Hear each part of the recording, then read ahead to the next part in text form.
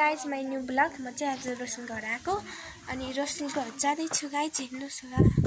म चाहिँ रोशन घर आइसक्यो, अघि नै बाटोबाट आउँदा आउँदा बनाउने भनेको अनि ऊ भयो कि त्यही भएर गाइज आज चाहिँ हावा चढिआएको छ। आज चाहिँ होलीको गाइज, फेरि आजभन्दा भोलि चाहिँ बब्बर हुनेछ, हेर्नुहोस् होला। रोशनी पनि भयो आइ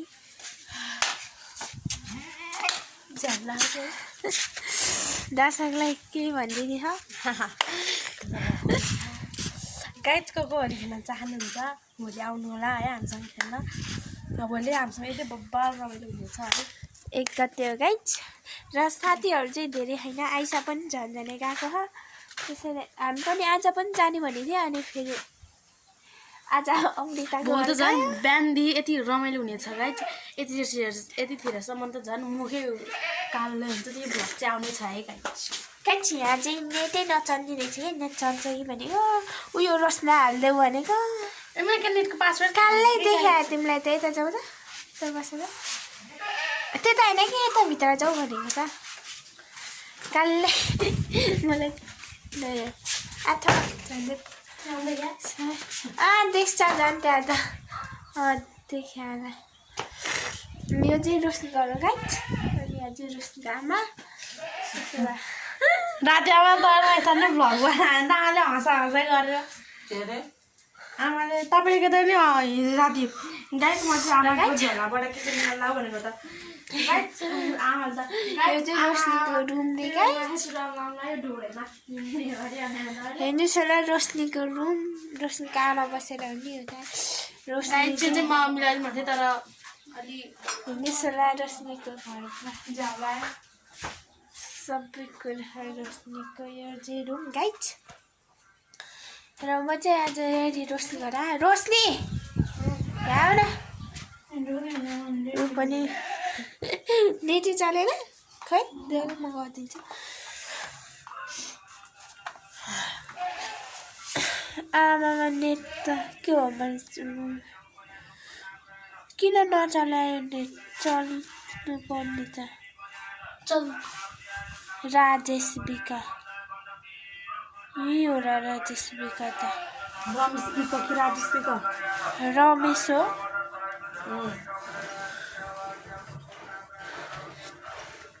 ल तिम्रो किन नचला त यार, नेट चढ्नु पर्ने त। यसले त्यो झोला खोलेर कसको फोन नम्बर छ यसले त्यतिकै बिहान पनि त्यो झोलाको त्यो मुख त्यसो हङ्गै पारेर छोडेर राखेको छ। त्यो फेसवास पनि उहाँ धारमा छोएर मरिछ। त्योमा के हराउँदैन हराउँदैन, दुनियाँले आएर त्यहाँ भन्छ अनि त्यहाँ त हराउँदैन। मोबाइल खोलेर कसको मोबाइल हो रोशनी? किन सुतेको? जाउला के कस्तो नदेखा न मुनि त फेसवास अब निकाल्दै म यो ढोका चाबी लाउँछु। अब कहाँ उतो पल्लो कोठामा म अब तर त्यो ढोकामा म चाहिँ राति उठ्यो त्यो फेसवास म खोलिदिएर हिँडिदिन्छु। म के फेसवास मुख राति चाहिँ के अरे म त्यही सोध्छु के अरे एकैचोटि बेलुका मात्रै मैले ढोका खोल्ने हो, दिनभरि चाबी लाएर राखिदिन्छु। जाउँ रोशनी त लापरवाही गरेर आज चाहिँ मौसमले यस्तो साथ दिएको नि, हावा चल्यो। गर्मी भए भए त मलाई बनाउनै मन लाग्थेन। म चाहिँ लुगा लाग्यो। ऊ बिरालो कस्तो राम्रो, कस्तो राम्रो। केटा र केटी हो? केटी हो। केटी केटी हो। सेतो कालो बाहार कुन यसले पाएको? गाइजमा चाहिँ एउटा भन्न चाहन्छु गाइज भोलि चाहिँ सबको केटा आउनेवाला छ है। सर यस्तो गाइज होइन यो पागल गाइज हो यिनले भनिदिन्छ नाटक पारिदिन गाइज हो। यो कुरा चाहिँ सत्य हो गाइज। दिनहाल्छ यति रमाइलो हुन्छ त्यहाँ आयो भने गाइज यसको कुरामा चाहिँ माइन्ड नगर्नुहोस् होला। हो गाइज हो माइन्ड गर्नुपर्छ है, माइन्ड गर्नुपर्छ। र गाइज अनि हामी चाहिँ यो रोशनीको चाहिँ यो माइली आमाको घर हो अनि यो चाहिँ रोशनीको 3-4 त रोशनीको घर पनि गाइज। अनि हामी चाहिँ अहिले यो घरमा आउँदैछौँ। यस्तै गाइज हामी त हिँडेको हिँडे।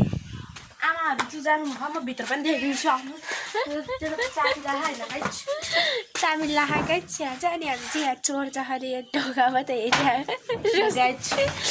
राम्रो छ अब यो त तिमीले यो खाता उतापट्टि राखेको थियो सारा के कसले सारा हेर्नु गाइड छ पहिले त्यो तैँले उति देख्नु भएको छैन त्यहाँ त्यो मेरो हात देखो न देख्नु भएको छैन मेरो हात सिधाएको हो त्यसमा चाहिँ पहिला हामी खाना बनाउँथ्यो आजकल त्यो बनाउँदैन है गाइड पहिला त्यो त यहाँ थियो अनि यो यहाँ थियो नि यो यहाँ थियो अनि यहाँ थियो ल जा गाइड म चाहिँ बन्द गाइड रोशनीको 2टा घर देखाइसकेँ मैले अब अर्को चाहिँ उता चाहिँ बुङ्गुर पारेको घर हो कोही बेला बुङ्गुरको माछा खानु मन लाग्यो भने चाहिँ अर्डर गर्न सक्नुहुन्छ यिनकै मोबाइलबाट दिनुहोस् होला नम्बर चाहिँ नम्बर टिपेर नम्बर बाजेर दिनेछु अनि बात बुङ्गुरको मासु खानको लागि आउनुहोस् होला म खुवाइदिन्छु सरज आऊ गाइड यो सरज चाहिँ जो मान्छे देख्यो त्यहीतिर जान्छ अब उता जाऊँ भन्यो भने जान्छ गाइड त्यही भएर उसलाई पनि उसको मम्मीले के धेरै हिँड्न दिन त्यो पनि भागेर आउँछ कसले खोलिदियो सरज गेट कसले खोलिदिएको गेट कहाँ थियो तिमी मेरो भाइ बुनुको घर हेर्नु त यो ध्वासेर बस्यो भएर हिँडेर कस्तो नानी है सरोज म तिम्रो को हो चुप्पा अनि म दिदी भनेर मलाई चुप्पा गर नै भन गाइस अनि सरोज तिम्रो के भयो बुइ गर्ने ल अनि यस्तो गर ल गाइस हामी चाहिँ अब सरोज दोकान जाने भने त्यो दोकान जाँदैछु अब दोकान त्यो दोकान छ नि गाइस त्यो पनि रोशनीकै घर हो अनि त्यहाँ चाहिँ अहिले चाहिँ अरूलाई दिएको छ गाइस म चाहिँ टाढा बसेर देखाइदिन्छु कि तिमीलाई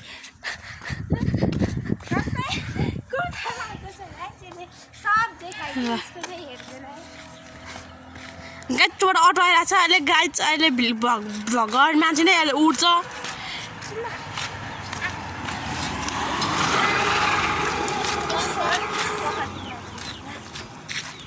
गाइड के भन्न चाहनुहुन्छ है यो चाहिँ मेरो फुपू घर हो अनि यो मेरो घर है यो नि यो पनि मेरो घर हो गाइस अनि रोशनीको चाहिँ 2टा घर देखिसक्नुभयो होला अब चाहिँ 3टा घर देखिदिन्छु अनि 4 त नि वहाँसम्म जाने कोसिस गर्छु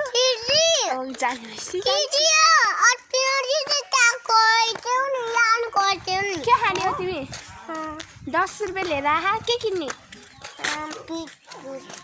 बिस्कुट ल यो नि रोशनीकै घर हो गाइस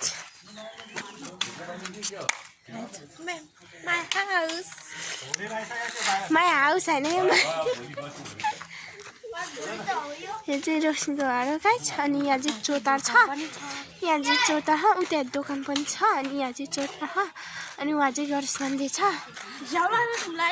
अमा त झ्याउलायो र अब हामी यहाँ गर्छौँ यो चोतामा आउँदैछु हेर्नु गाइस यो भिडियो चाहिँ लामो छोटो हुनेछ है माइन्ड नआउनु होला यो चाहिँ बरको बोट हो यो है बर अनि ऊ त्यो पिपलको यो बोट हो पिपल त यो होला नि बर होइन यो बर हो त्यो ए उताको उतापट्टिको पिपल हो त्यो यो बर हो अगाडि रोशनी हेरेर ल पच देऊ पच ल गाइस अब उतो चाहिँ गणेश मन्दिर हो र म हजुरहरूलाई गणेश मन्दिरमा पनि देखाउने कोसिस गर्छु जाऊँ गणेश मन्दिर अब गाइस हामी मन्दिरतिर जाँदैछु सरोज त्यही बसोस्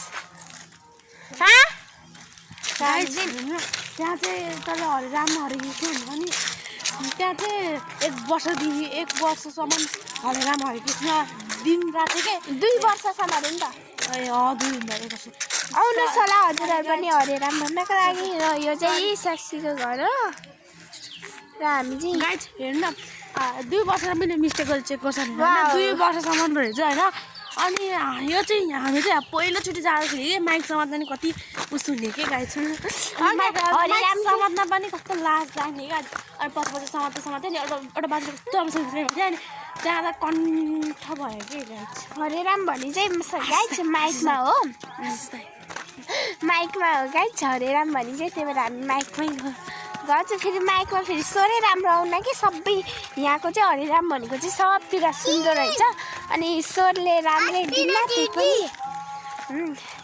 हामी चाहिँ कहिले आउँछौँ र यता चाहिँ सबै पौडी खेल्ने मान्छेहरू आएर छ गाई भनौँ भने चाहिँ अब हामीले पनि त्यहाँ यता नै गाएर सुनाउ